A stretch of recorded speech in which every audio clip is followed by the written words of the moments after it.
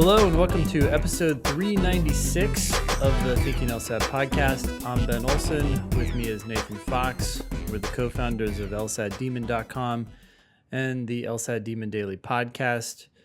If you want to be LSAT famous, you can share news and ask questions on our website, thinkinglsat.com. This episode is going to air on Monday, April 3rd. Coming up on Monday, April 17th at 10 a.m. Pacific, 1 p.m. Eastern, I am apparently offering a free reading comp class. I didn't know that until reading this right now, so that's great. I mean, that's always when I teach, but I didn't know that this class is free. You can sign up for that at lsat.link/Ben. We will be doing a reading comp passage together, and then I will read through it and show you how I read and engage with the passage, sentence by sentence. So I will read the whole passage to you and make comments on it as I go. And a lot of people comment that when I do that, they realize how closely they need to actually read. That they are doing that. Yeah. Don't miss it. It's one of the most popular classes in the Demon every week is Ben's class. So get the opportunity to come check out one of our biggest, best classes. Again, Monday, April 17th. 10 a.m. Pacific, 1 p.m. Eastern, Ben teaching a reading comp class. How do people sign up for that? They can just go to lsat.link/Ben, or if you already have a Demon free account and you go to lsatdemon.com/classes, you'll see it there on the 17th of April. Yeah. Sounds great. If you're already a student of ours, or actually if you're a former student of ours, we are hiring for summer and beyond. If you're a former Demon Live student with a 170-something official LSAT on record, please get in touch with us. We need a video of you teaching a question or a logic game and a screenshot of your official score report. If you email those to help@lsatdemon.com and let us know that you're a former student interested in working with us, we are once again hiring. I think currently, Ben, 100% of our teaching core is former students of ours. Yeah. I don't know of anyone who has come from somewhere else. Yeah. Yeah. And unfortunately, a few of them are leaving to go to the likes of UVA, and where else are they off to this fall? Well, Harvard for sure. Yeah, to UVA. So that sticks out in my mind. Yeah.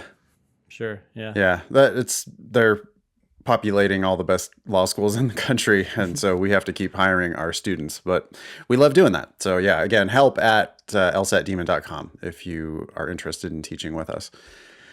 We got an email here from Anthony. The subject says full tuition scholarship, Iowa law. Hey guys, I wanted to say thank you. I returned from a deployment to Somalia in the fall of 2020 and decided I wanted to go to law school. I had a lengthy commute to work and started listening to podcasts about the LSAT. I stumbled upon yours early on and it became the go-to. I was shocked to hear you guys say it was possible to go to law school for free, as I just assumed everyone who attends law school accumulates a shit ton of debt. Because of the podcast and you guys, I promised myself I would either go to law school for free or not go at all. I took the LSAT several times. October of 21, I scored a 155. In June of 22, I got a 160. And in October of 22, I got a 167. It was tough delaying the entire cycle, but I refused to put myself in a spot to be in school thinking I am paying somebody else's tuition. Yeah, well, if that's what motivates you, great, because that's what would be happening. I applied broadly, and I am happy to say that I received a full tuition scholarship to the University of Iowa College of Law. Because of investments and selling my house, I will graduate debt-free. Thank you. Cool. Good news, huh? Yeah, that's awesome. It takes a little time, but now, that time is past. Right. It's over. And now you are going to law school tuition free. Of course, it's going to cost you your time and probably some living expenses, but hey, it's still a pretty good deal. Yeah, I just looked it up. I mean, Iowa charges 48,000 plus fee. It's like 47,880 tuition plus 2,107 on fees, which gets you to just dollars short of the 50,000 round number. But Okay. Yeah. yeah, I mean it is $50,000 to go to this school in Iowa. And just so you're aware, they give scholarships to 100% of their students. No, sorry, that's total number of students. I don't know why they have a percentage of the total number of students. That's always going to add up to 100. Of the students at that school, 67% of them are receiving grants. Yeah.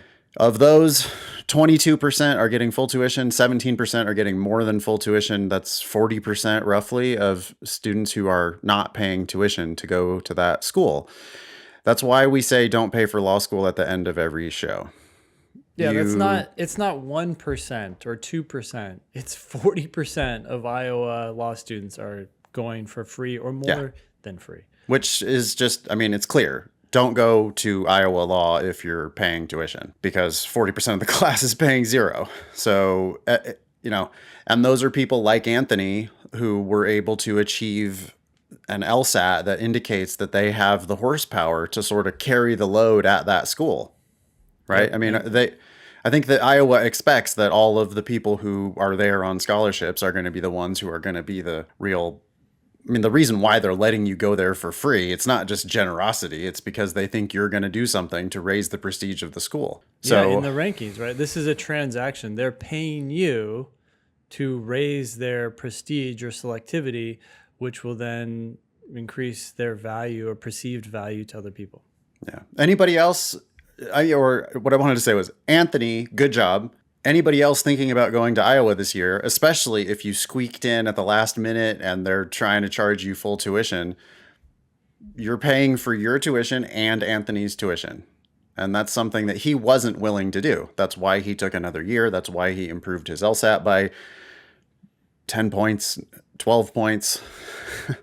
And next thing you know, more. We don't know where he started, but yeah. He's saving himself $50,000 on a $25,000 degree. It's like a joke almost. How do you save yourself $50,000 on a $25,000 degree? Go to Iowa Law on a scholarship, because if you're not on a scholarship, you're paying $50,000, and if you are on a scholarship, you're going for zero, and that means that on average, it's worth maybe 25 grand. I want to clarify something for anyone who's new to the podcast. Whenever we talk about these numbers, for example, the $50,000, we're talking about the cost of tuition per year. So we're not talking about cost of living, because what I'm learning in the college or the undergraduate arena is that, of course, schools display this information in all sorts of different ways. They display their cost by credit. They display it, by semester and then by year. And, right. And so you have all this sort of confusion, and it's hard to really pin down what the costs are. But also in undergrad, most people, when they're talking about cost of attendance, they're talking about tuition plus room and board plus transportation, living expenses, and so forth. So when you say it costs $40,000 to go to some university, what you're talking about is tuition plus all these other expenses, which oftentimes add up to more than the tuition, right? Just the expenses by themselves outside of tuition sometimes are more than the tuition itself. So when we say $50,000, all we're talking about is 1 year and tuition plus fees. Yeah, and that's, to break it down even further, it's $50,000 for like you're going to take 7 or 8 classes. Yeah.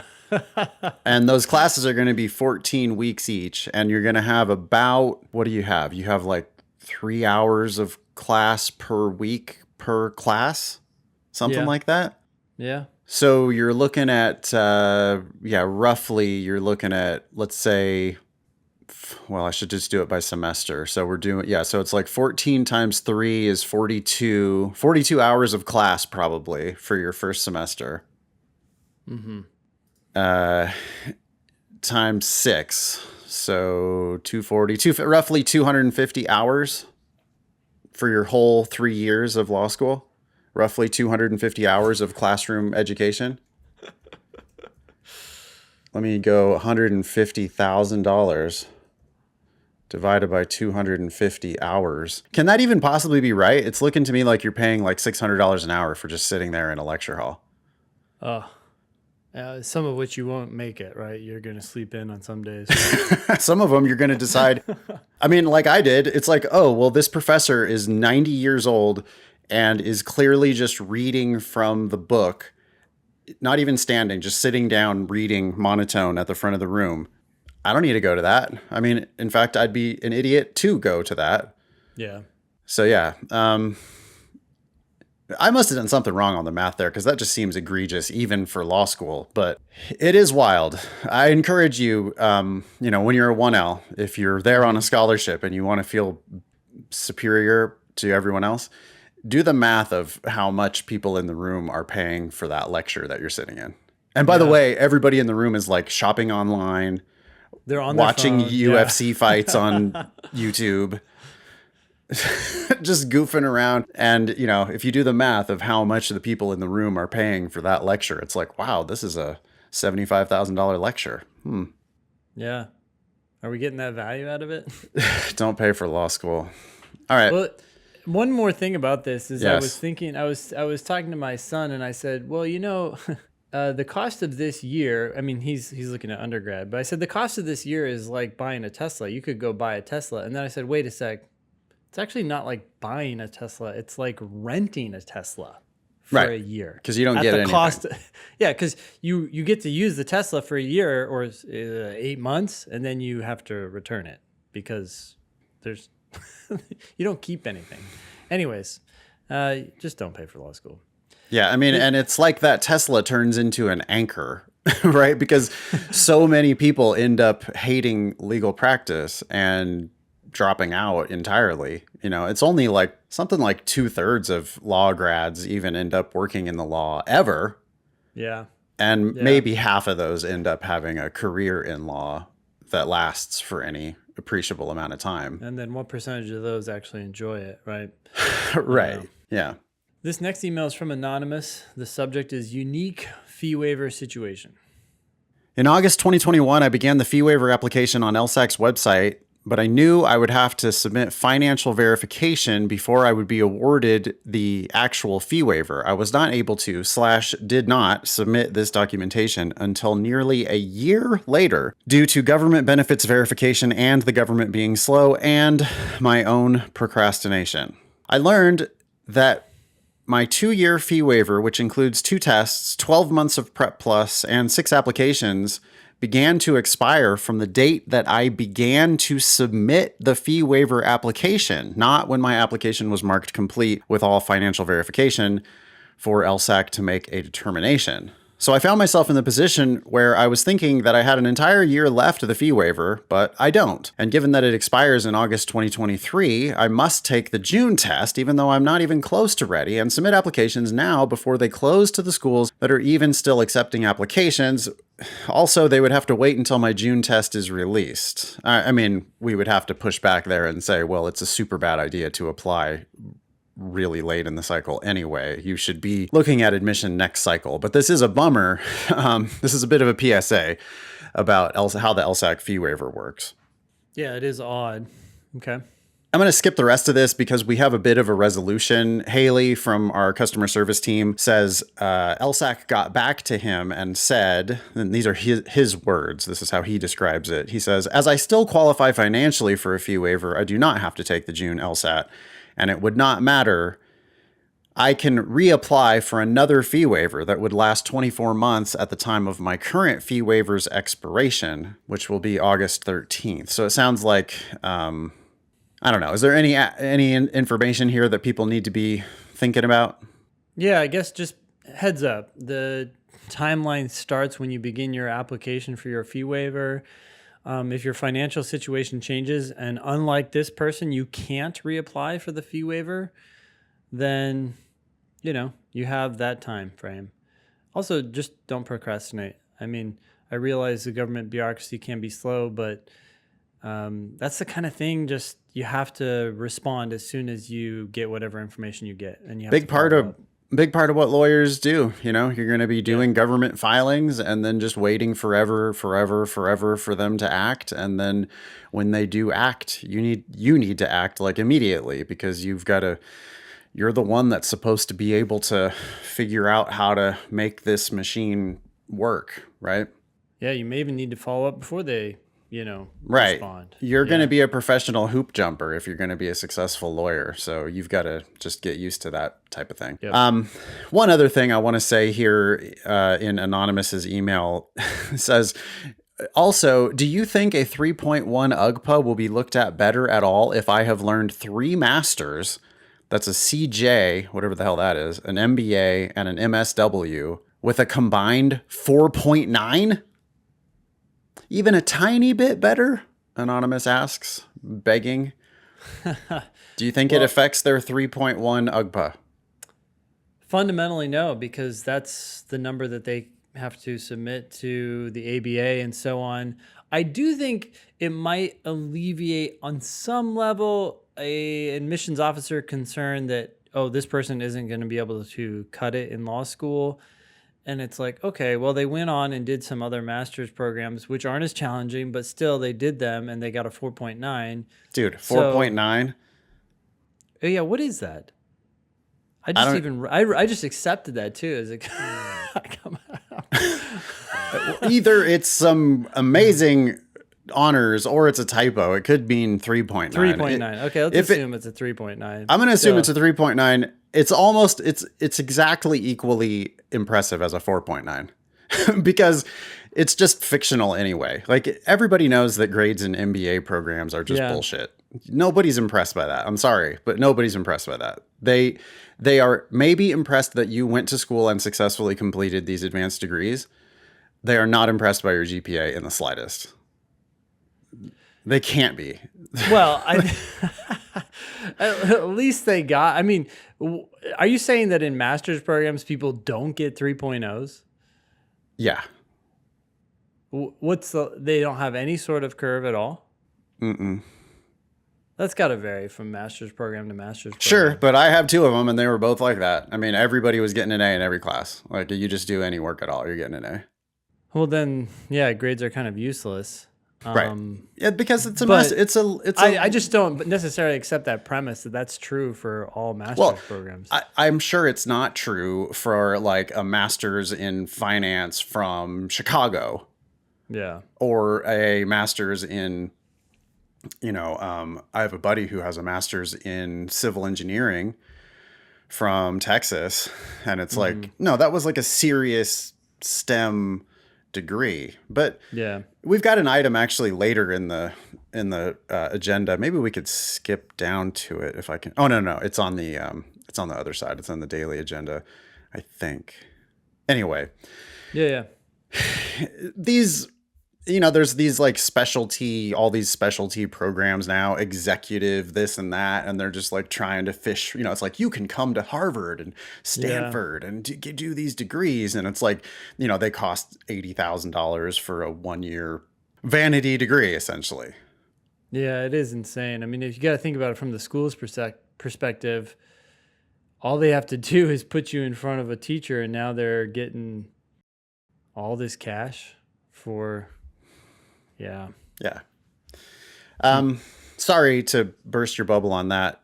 I mean, I do not think that it's just, they're not going to report your masters on their 509 report. And the rankings agencies are not going to see that when they look at that school. So why would they take it into account at all? I just don't think so. Next one. This is, you were the one who brought this to my attention initially. Yeah, someone had emailed the help team and said, hey, your score conversion tool, which is on the Demon website, I think it's lsatdemon.com/converter, is giving me a different LSAT score for the test that I'm taking in LawHub than LawHub is giving me. And it's like, oh shit, okay, is there a problem?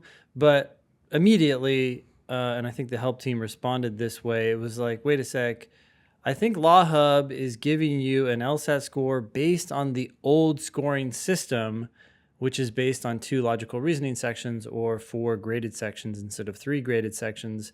It's that old 100-point scale.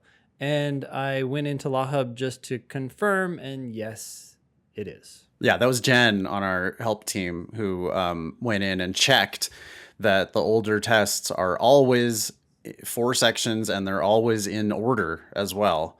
LG, LR, LR, RC.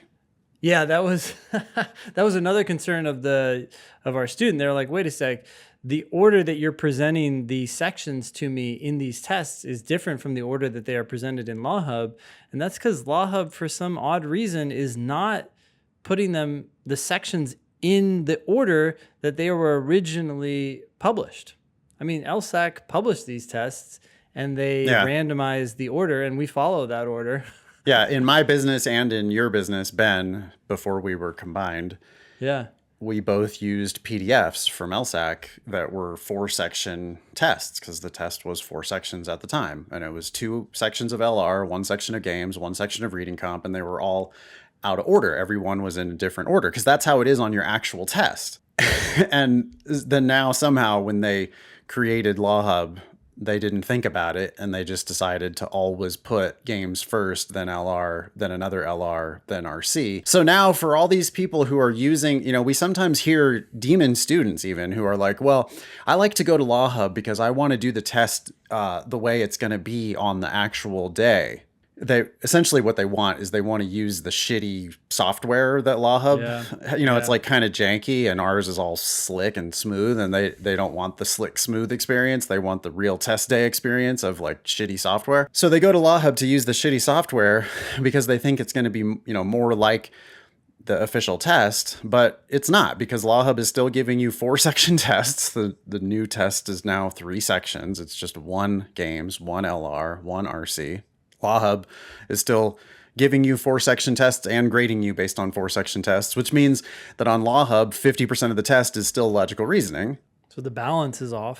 The balance of the test is different. If you're good at LR, your score is going to be skewed up. If you're bad at LR, your score is actually going to be skewed down.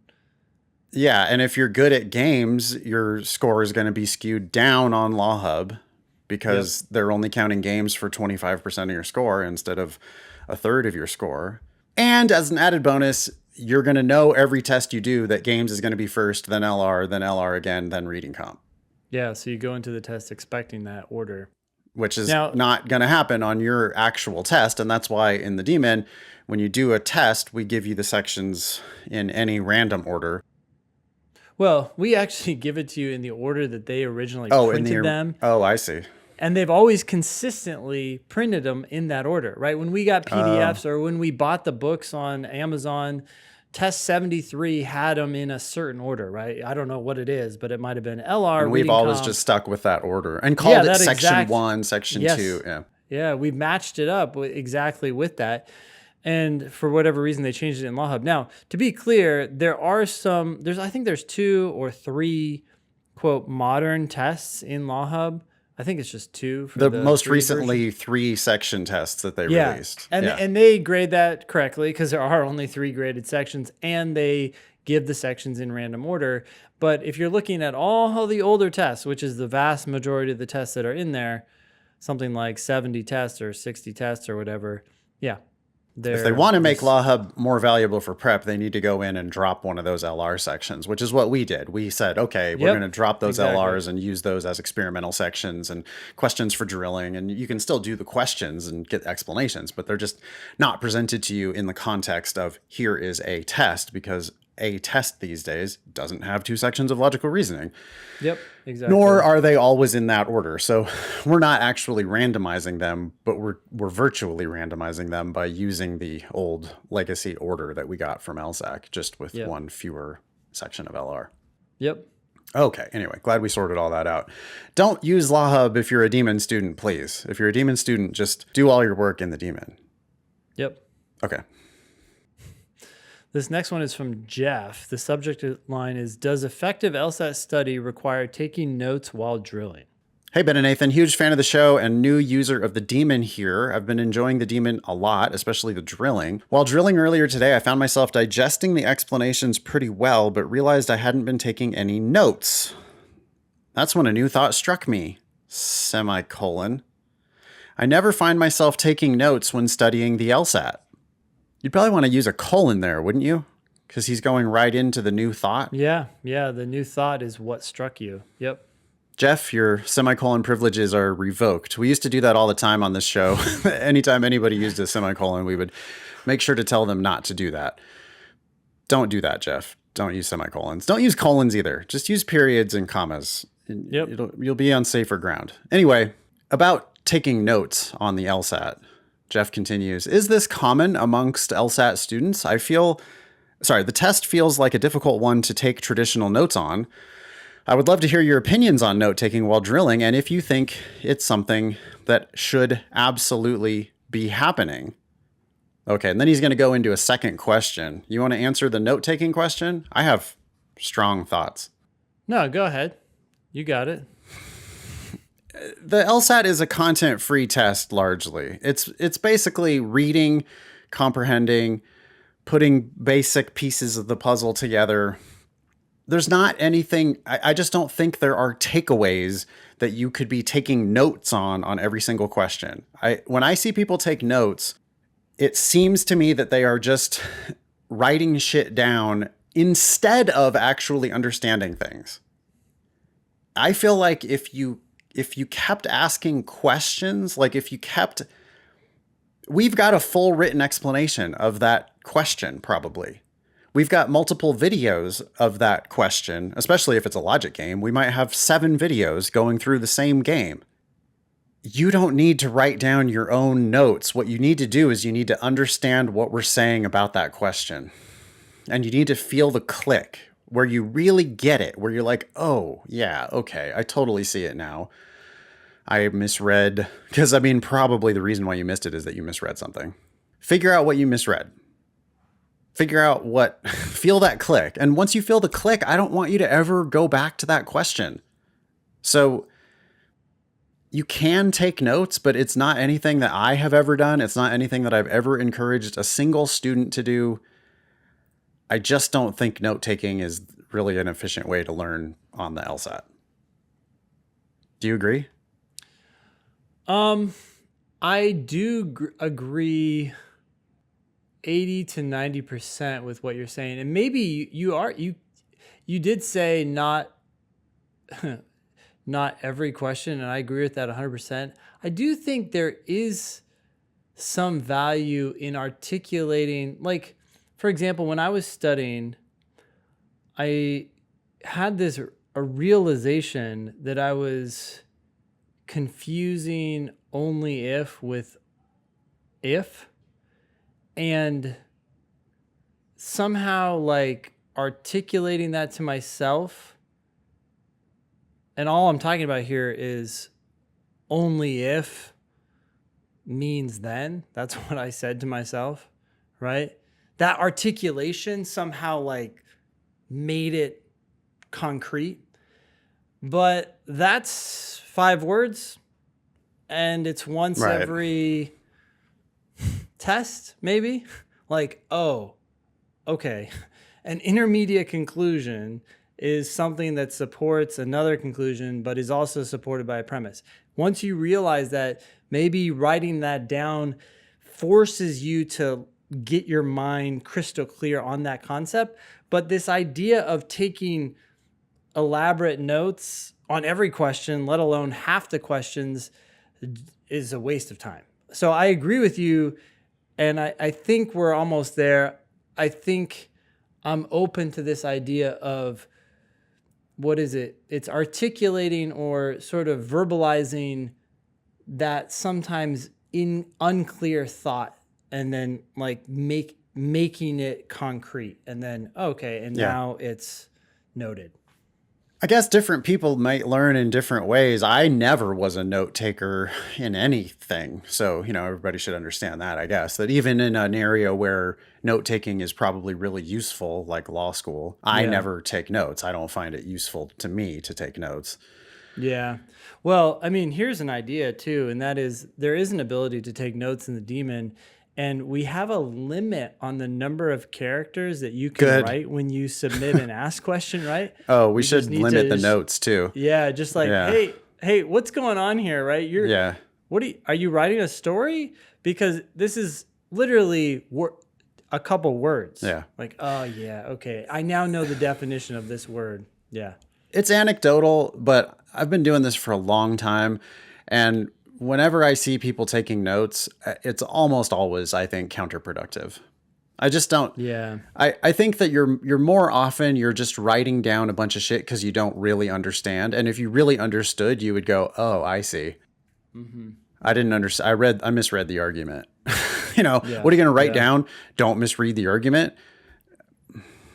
Yeah. I guess you could, but I mean, that like half of the mistakes that you're making are because you misread something.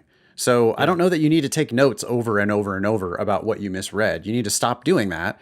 And when you miss a question, you need to confront the reality that you probably misread something, and you need to read it again and again and again until you hear the click. You have to force yourself to get that click. And once you get the click, I don't think there's really much to be studied.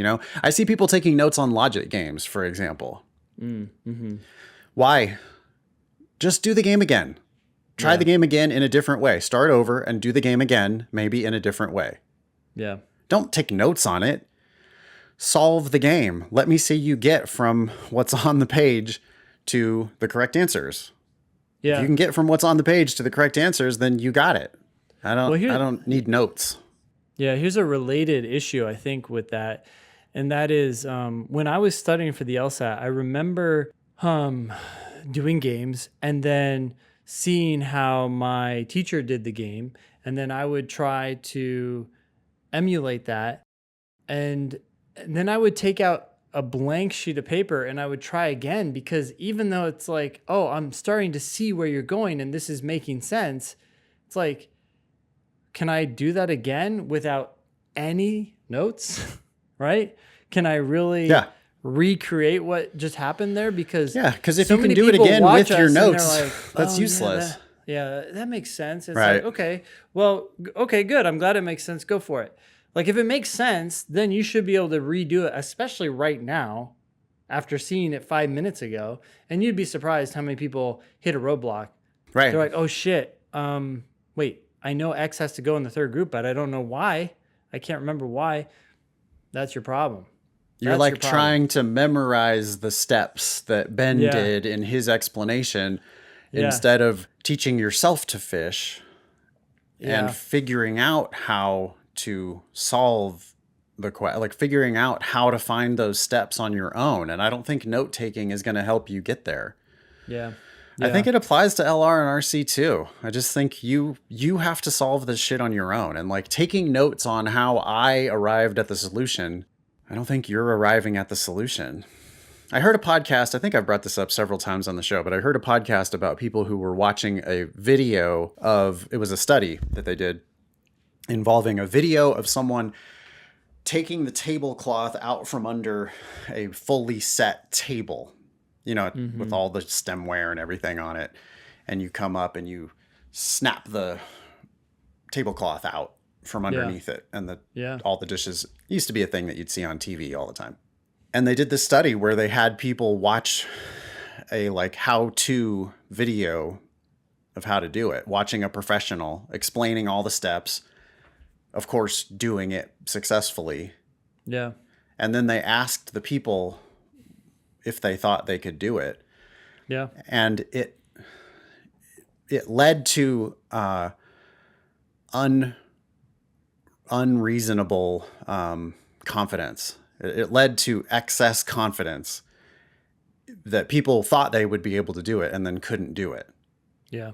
And, the punchline of the story is that the people who watched the video but also attempted it on their own had a much more realistic assessment of their abilities than the people who just sat back and watched. And people think that note-taking is active. But in a way, if all you're doing is taking notes on my video or Ben's video or taking notes on the written explanation, then you're kind of just, I don't know, that's not really you solving it yourself. So, anyway, you want to hear Jeff's second question? Yeah. When Yeah. drilling LR, I often get the answer choice that seems to be second best based on the indicator that shows how many people chose each answer. Maybe this is a dumb question, but what is something you would say to a student consistently picking the next best choice, even though it's clearly wrong? First thing I'm going to say is that you're not consistently picking the next best choice. You are more often than not picking the right choice.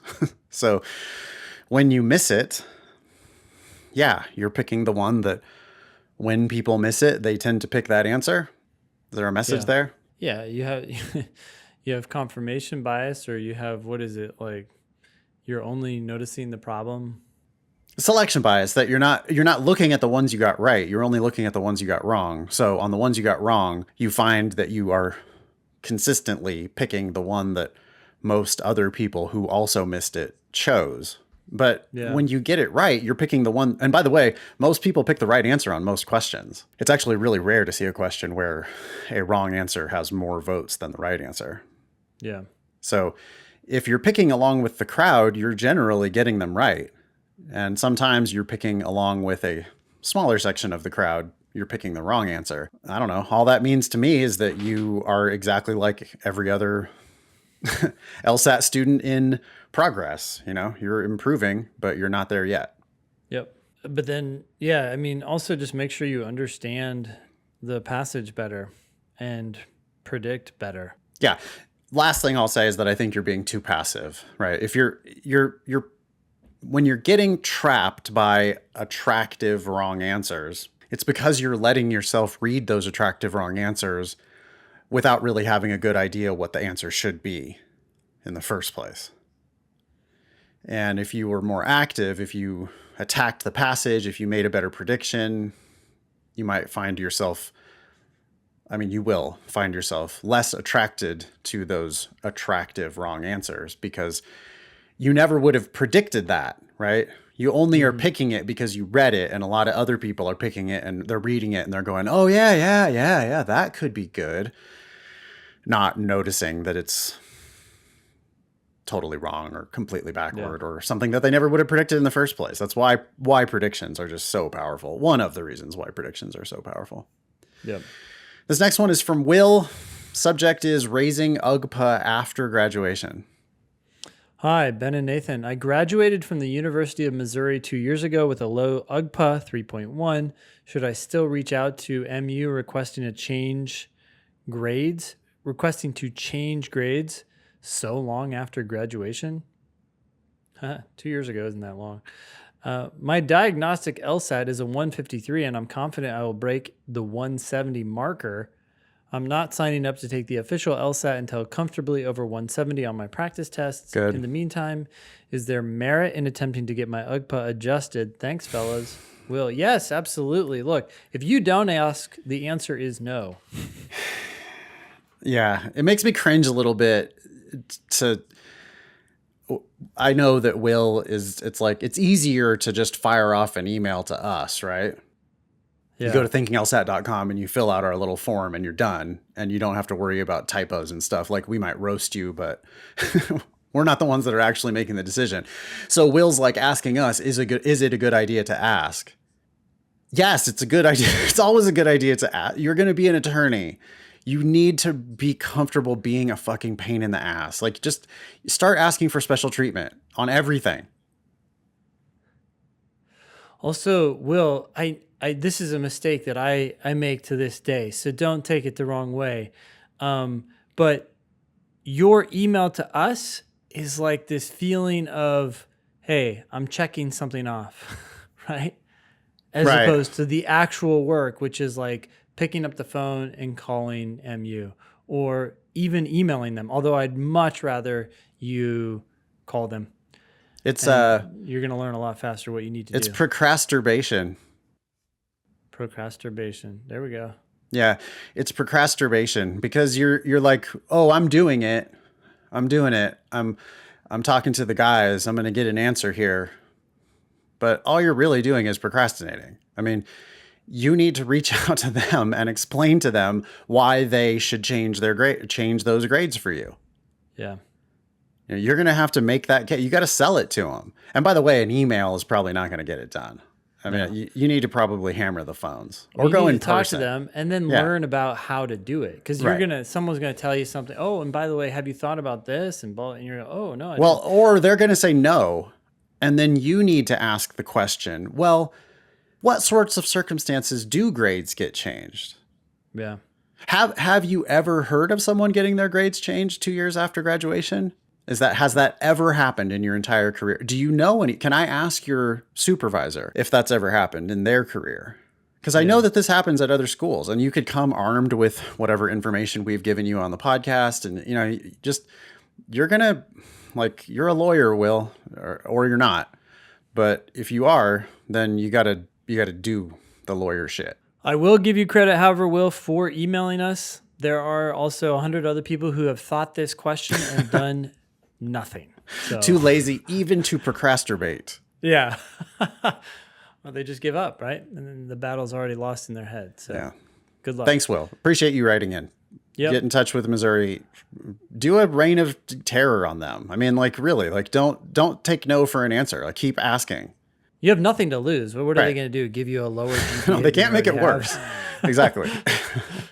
Yeah. Start off nice and, kiss ass and make connections and try to see if you can massage it. And then if you can't massage it, then I don't know, you maybe could go up the ladder a little bit and try to get a higher authority. And I don't know. I mean, I think 95% of the time they're going to say no.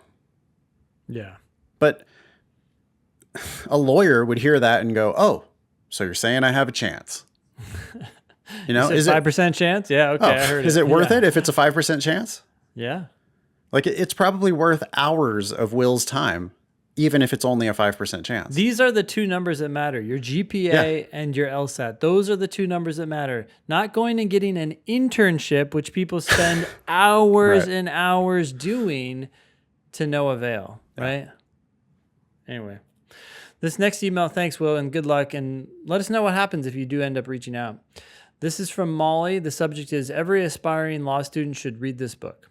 I'm going to give this a partial endorsement because I actually went on Libby and I saw I could read a sample of it for free. So I actually read the first couple chapters. Anyway, Molly says, have you guys read Way Worse Than Being a Dentist by ex-lawyer turned therapist Will Meyerhofer? It's a hilarious, searing indictment of the state of the legal profession that will quickly disabuse readers of all the lies law schools tell you. It's delightfully entertaining, but carries an important message. He would be an amazing guest to have on the show. I've read all the books you've recommended, and I'm grateful that if I do ultimately pursue law, a big if, I will be going in with my eyes wide open. Thanks for all you do. That's from Molly. So I checked this book out. I think it's from the, now I don't even remember, late 90s maybe? Or, well, no, it's not actually, no, it's not even that old. It's 10 years old, I think. Okay. I see you copying and pasting, so maybe you'll find out an actual year. I found it to be amusing. It reminded me of me, kind of, which means that it's a little bit extra, and some people are going to find it hilarious, and some people are going to be like, oh my God, I can't stand this guy. Yeah. The positive reviews were coming from lawyers mostly, who were like, oh my God, you nailed it. This is spot on, 100%. The negative reviews were like, why are you being so negative about this? The legal profession is blah, blah, blah, blah, blah. And I don't think you should be trying to tell people not to. And it's from an LSAT student, right? Or maybe a law student, but not from an actual lawyer. So the lawyers were chiming in pretty heavily on the side of, yup, you got it. This is exactly what legal practice is like. I guess we have some selection bias there, right? The kind of lawyers that are actually looking for this. Of course. Yeah. Yeah. Unhappy people complain the most. So Yeah. we do have a bias there. But I mean, anyway, it's another one of those things where, thank you, Ben, that it's a book from 2011. I don't know why I had it in the 90s. As you get older, the decades just totally blur together. So taking one more year to wait to go to law school, or taking 2 more years to go. Yeah, silly, right? Yeah. Who was it up at the top of the show that got himself a full ride to Iowa? Anthony, he said it was tough delaying an entire cycle. It's Like, dude, when you're in your 40s, you're going to have whole decades that just are fungible. They're all Yeah. kind of the same, right? And you just Oh don't even yeah. When did we go to Mexico again? Was that in was that was that in the 90s or was that in the 2000s? I'm yeah. trying to remember. Yeah, it's all going to merge together. Yeah. Yeah. I think people should read that book. I mean, put me in charge of the US Department of Education. I don't want to be in charge of it. I just want to be in charge of certifying schools, or like, I don't want to be in charge of who qualifies to get loans for law schools. Yeah, or just be in charge of the loan program generally, right? And I would give you a test on the book Don't Go to Law School Unless. That was actually a much older book. And maybe this book too, way worse than Being a Dentist. I just, why shouldn't you read it? What case could there possibly be for not reading it? Yeah, if law school is right for you, then as you read it, you're going to be like, oh, yeah, okay, I see these potential problems, but I understand, and that's fine with me. But if you're scared to read it, that's a big red flag. Yeah. Yeah. Do you know where the title comes from? Way worse than Being a Dentist. Do you know why No. dentist is in the title there? No. Dentists apparently are the #1 suicide profession. What? I don't know why. I mean, if you think about it, it's pretty fucking miserable for almost everybody when you go to the dentist, right? Like, even if you're only going in for a cleaning, it's not like people like going there, Yeah. right? So obviously you're helping people and, it's necessary. And I'm not saying don't go to the dentist, but when I go to the dentist, it's not my favorite day. My dentist is not someone I want to see. I'm only seeing them because I have to. And Yeah. Okay. it reminds me so much of how I feel about lawyers.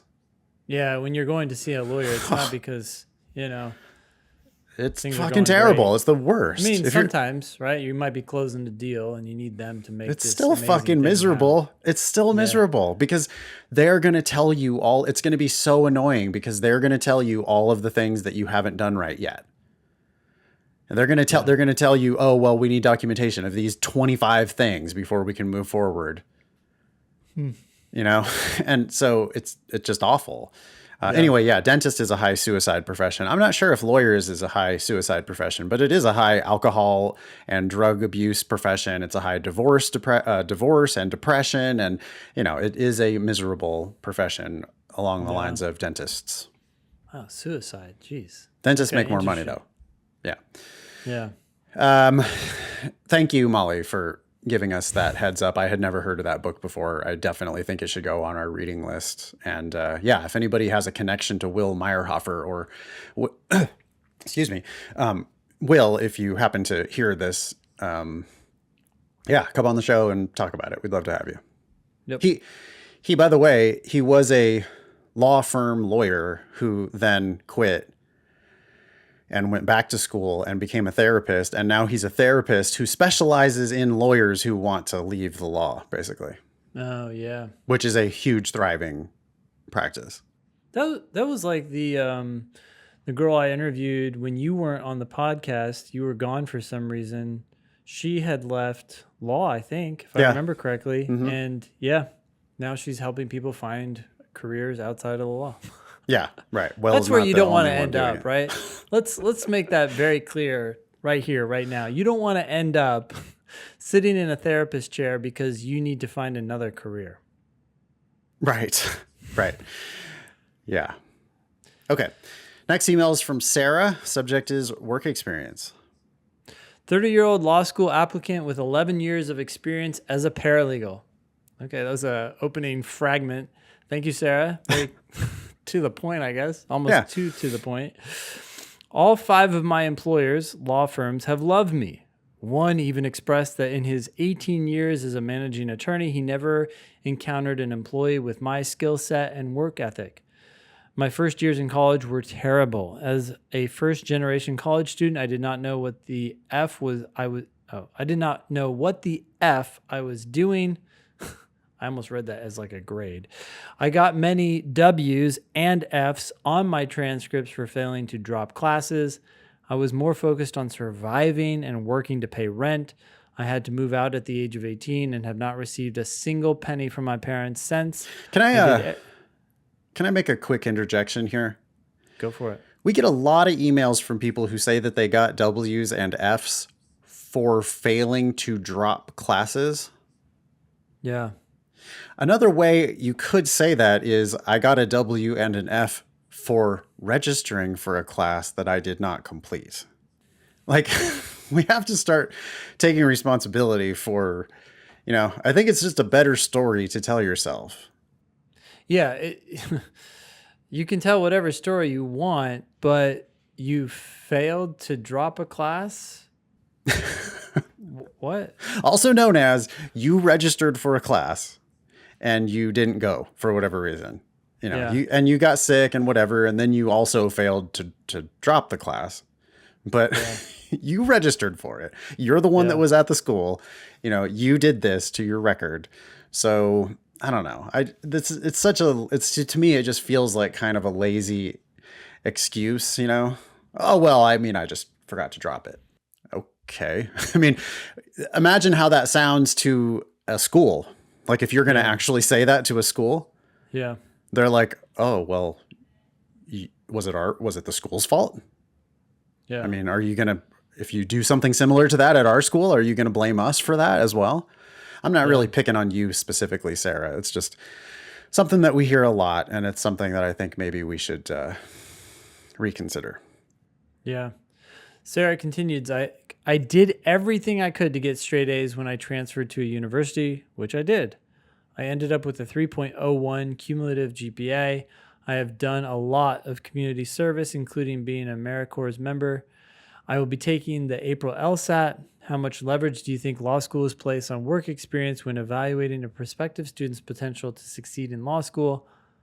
I am in OC, California, Orange County. Yeah. Yeah. Okay.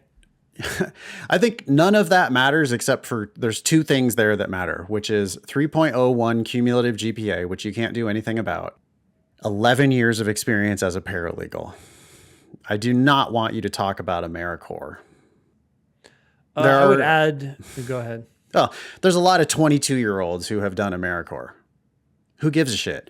You're an 11-year paralegal, Sarah. You've worked in the law for over a decade. You're going to have real strong letters of recommendation from your employers, from law firms. And you're going to be able to write a personal statement that talks about your professional experience in law.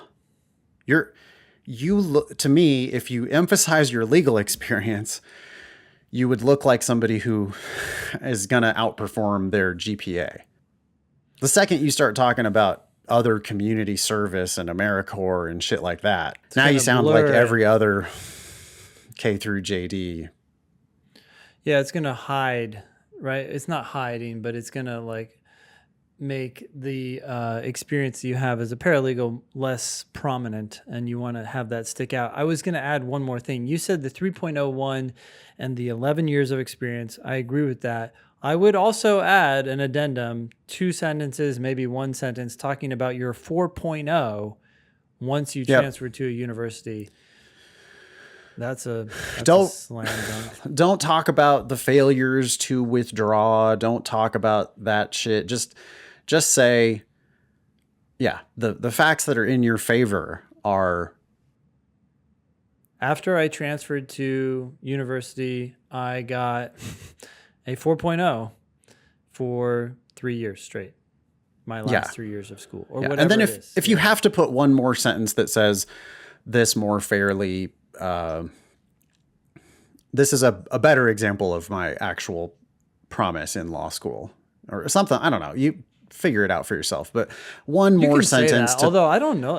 To me, it's like to us, Ben, patently obvious. I know, but I think you can go ahead and make that conclusion, especially because a 1 sentence addendum might look a little weird, and you can make it look a little more like a paragraph if you just put one more sentence in there.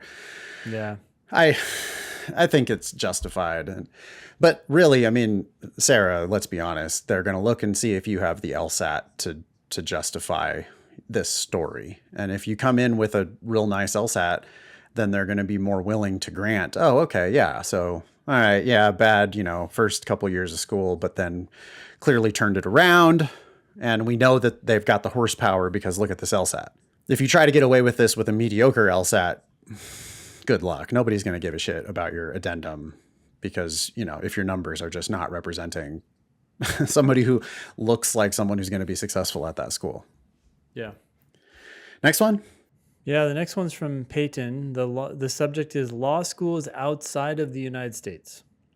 Hi, Ben and Nathan. I was wondering what knowledge either of you have on law schools outside of the United States and what you know about the LNAT in comparison to the LSAT. Had you ever even heard of the LNAT before, Ben? No, this is the first time I'm seeing that. Yeah, we got a link here, lnat.ac.uk,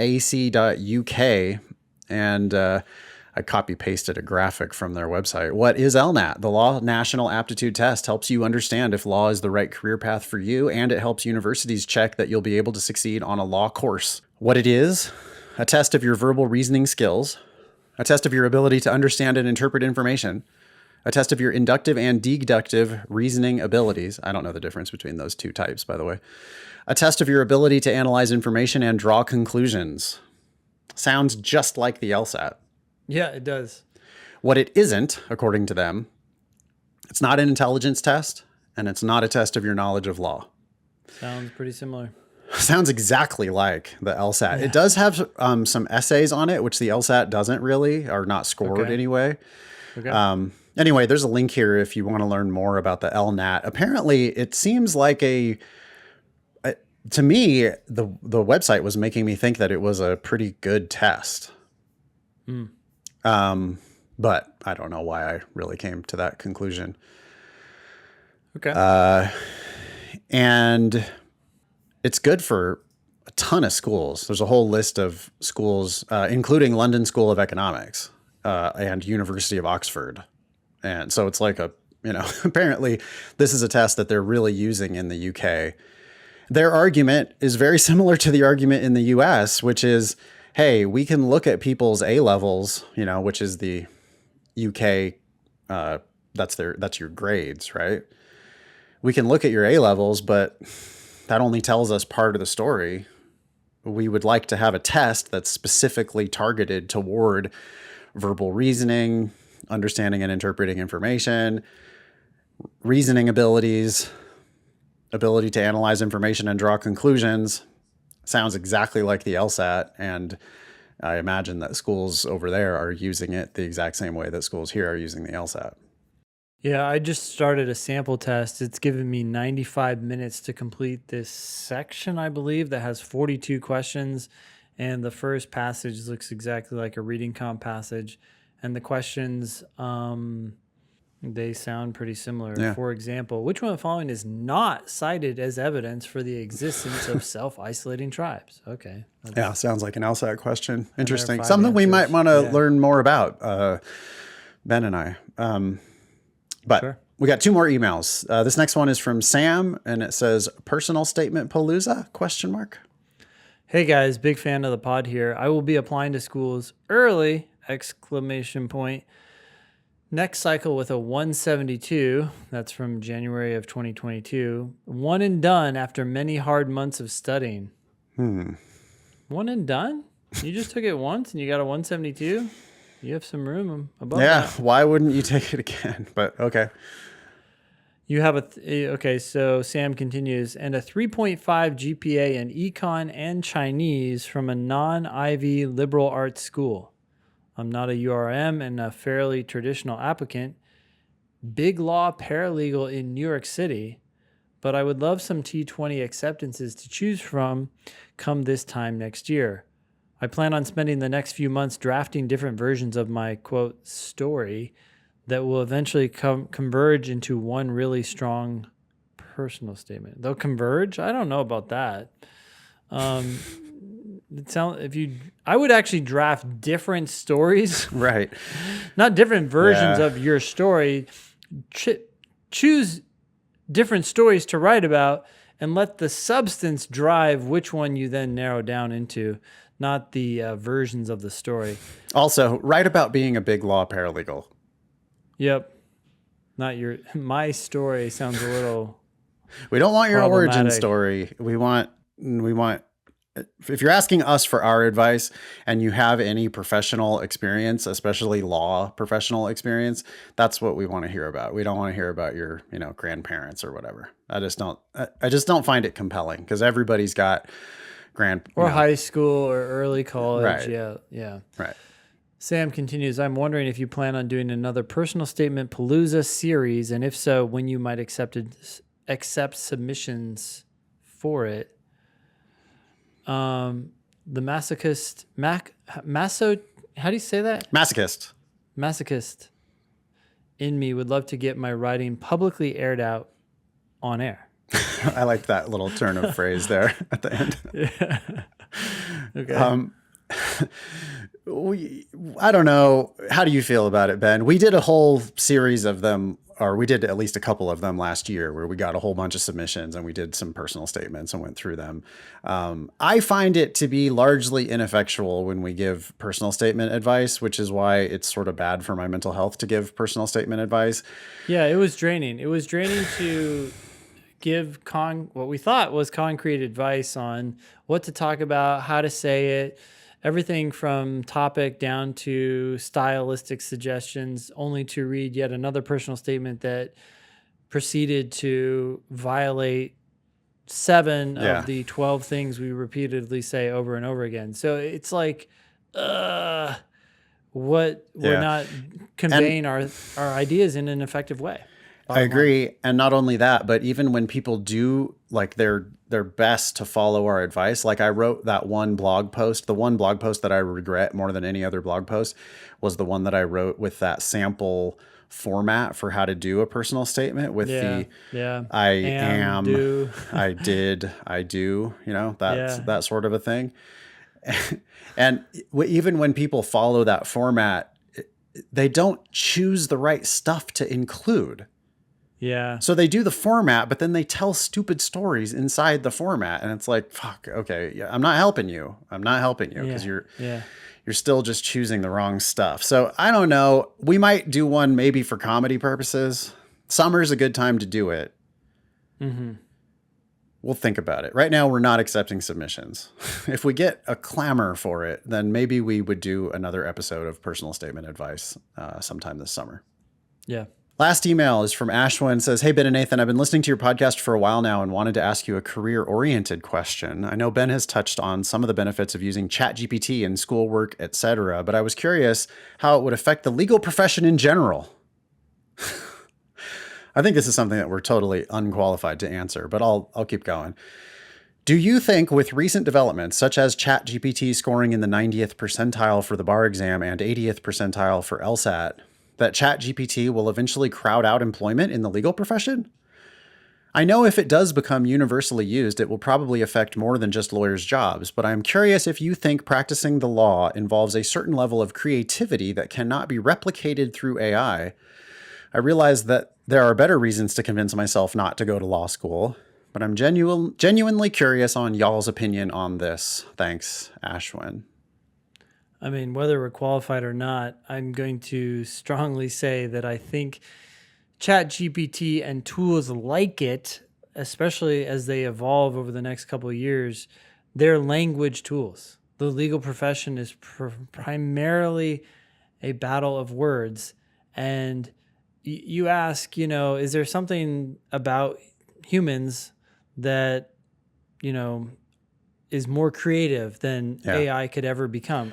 That doesn't matter. Even if that's true, even if there's always a necessary human element, the reality is it's going to, in my opinion, replace certain aspects of the legal profession. And my guess is a larger chunk than a smaller chunk. I would bet 50% of the legal work that is done right now will be replaced easily. Yeah. Doc review, all that shit. Yep. I got two things to say about it. Well, maybe more than two things to say about it. I have already used it successfully to make my work better. I was making a syllabus for the class that I'm going to teach coming up. I'm going to do another one of those like economics for lawyers, like finance for lawyers kind of class, just to make sure that people know what profit and loss and revenue and market share and all the, people need to understand what inflation and I don't know, supply and demand, Yeah. So I'm doing another one of those classes and I had a whole list of things that I wanted to include. I had written bullet points. I'm going to touch on this. And then I was like, what would be nice? A glossary.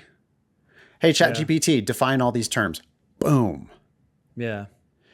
Put them in alphabetical order though. Boom. Yeah. Bold the subject of each sentence. And it wasn't just one word in the subject. It was like, it would be sometimes it was a multi-word phrase. Yep. Boom, did it.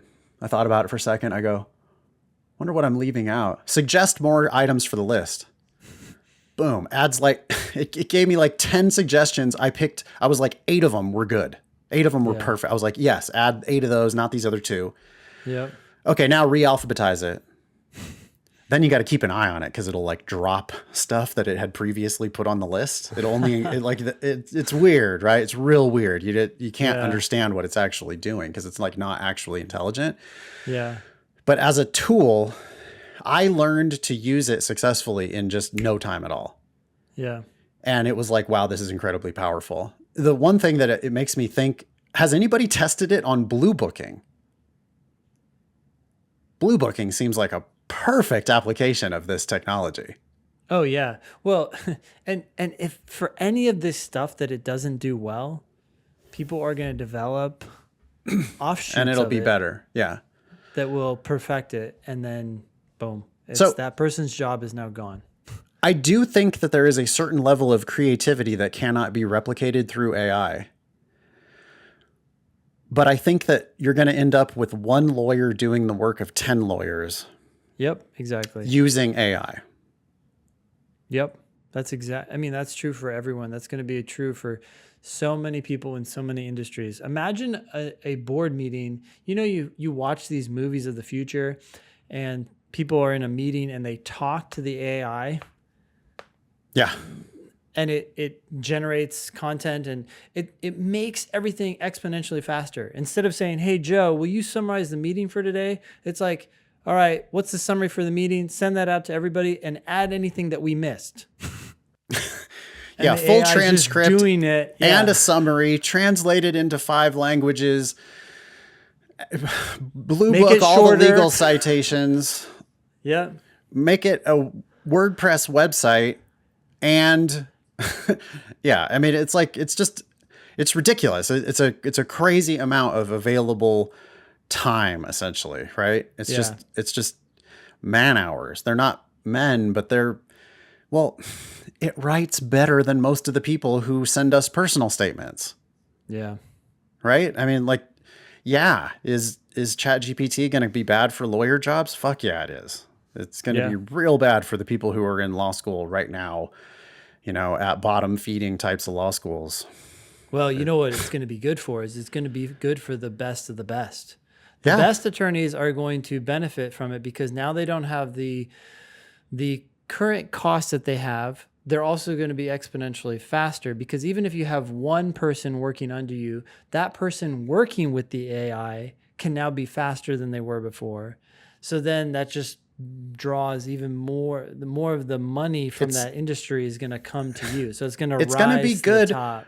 Yes, it's going to be good for the one partner or rising associate who comes in and says, hey, this whole army of contract lawyers that we have, I want to replace their whole department. I'll do it myself. I'm going to do it myself with these tools. Well, and even if they don't do it themselves, if they do it with 5 attorneys underneath them, they're now doing that with 5 attorneys instead of 100, right? Yeah, exactly. It doesn't, I don't know what the numbers are going to be and how the application is going to be, but the point is it's efficiency. Therefore, jobs will be lost, especially at the bottom. Yep. Thanks, Ashwin, for writing in. Yep. Be LSAT famous. Please ask questions or share news with us at thinkinglsat.com. If you have questions about the LSAT Demon, you can email help@lsatdemon.com. You can also check out our other podcast, LSAT Demon Daily. That was episode 396 of the Thinking LSAT podcast. Thanks all y'all for listening. Nice knowing ya. Don't pay for law school.